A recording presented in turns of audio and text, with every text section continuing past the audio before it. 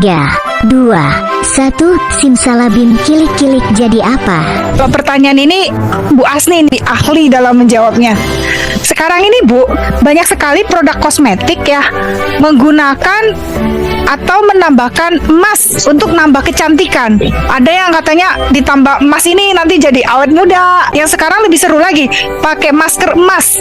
Nah itu katanya kalau pakai itu nanti bisa jadi awet muda, antioksidan dan lain sebagainya.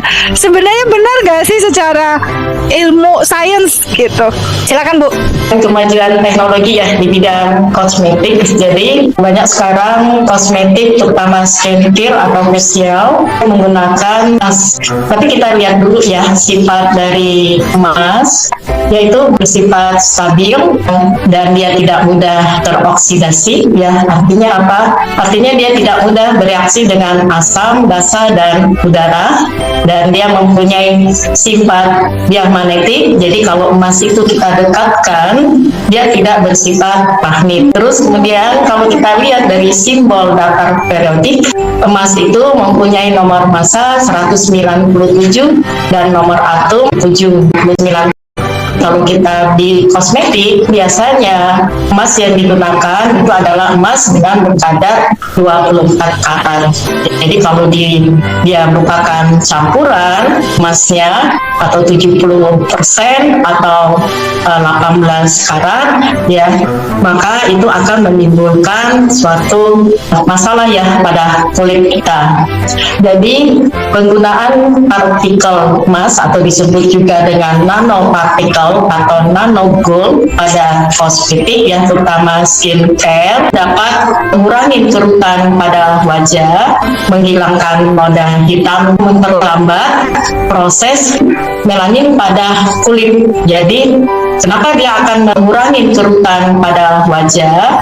Itu dimana unsur emas tadi dalam campuran skincare tadi dapat mengaktifasi sel pada kulit. Jadi dapat meningkatkan elastisitas kulit dan memperlambat proses penipisan kolagen pada kulit kita atau pada tubuh kita. Yang kedua, mengandung antioksidan sehingga dapat mencegah terjadinya penuaan dini pada kulit kita. Lalu dicampurkan ke dalam kosmetik dapat mengatasi kulit kering, melancarkan sirkulasi darah sehingga membantu pertumbuhan sel-sel pada kulit. Kemudian dapat mengencangkan kulit sehingga dapat memperlambat proses penuaan pada kulit. Kenapa emas itu dipergunakan pada kosmetik terutama skincare dan facial ya pada wajah kita. Jadi bagi ibu-ibu atau rekan remaja itu kan cukup mahal ya, apalagi emas dengan kadar 24 karat itu kan sangat murni sekali. Jadi dia sangat mudah sekali untuk bercampur atau larut di dalam kosmetik tadi. Jadi dia tidak akan menyebabkan timbulnya iritasi ya pada kosmetik tersebut. Tetapi kalau dia berupa campuran emasnya tadi yang seperti diterangkan oleh Pak Peta, Pak Junaidi dan Pak Harjo tadi, maka itu kemungkinan akan timbul iritasi pada kulit.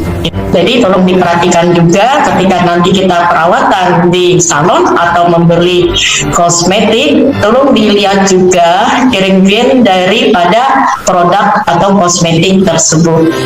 Jangan sampai kita nanti sudah beli mahal-mahal tetapi mengakibatkan kulit kita menjadi rusak ya. Nah kalau sudah rusak, recovery-nya atau untuk perbaikan dari kulit kita itu kan dia makin bukan biaya yang cukup besar. Ada yang lain yang mungkin mau menambahkan? Bu, sekarang itu lagi heboh-hebohnya itu ya, ada yang namanya kertas emas yang bisa dimakan.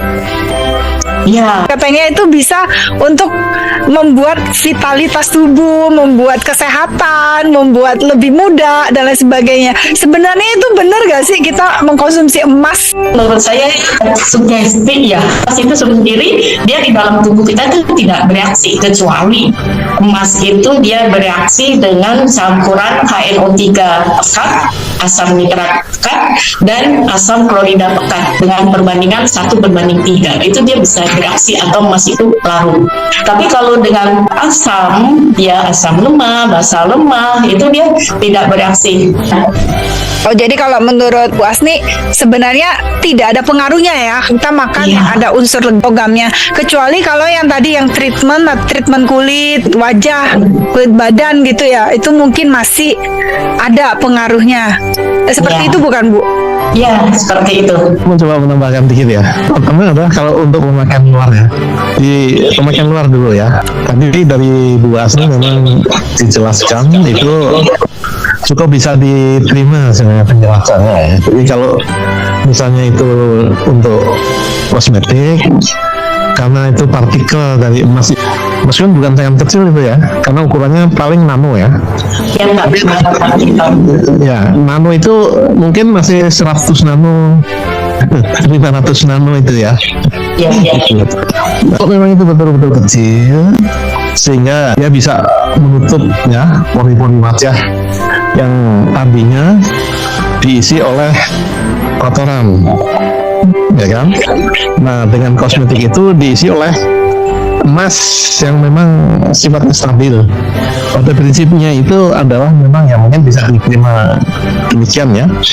Tapi juga tentu saja emasnya sendiri tidak bereaksi, tidak berbahaya di pori-pori tubuh itu.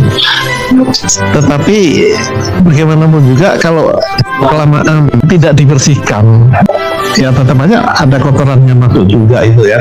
Tapi kalau saya kok agak berpikirnya lebih kepada psikologis, karena dia melumurkan emas di wajahnya, maka dia sangat bangga, berseri-seri, ceria bahwa ini loh emas yang saya pakai.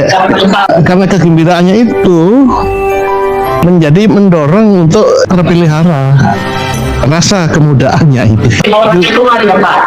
Ya, nah ini kemungkinan itu sebenarnya bisa ketipu sebenarnya orang yang demikian, karena dia kepercayaan itu begitu besar dengan emas itu.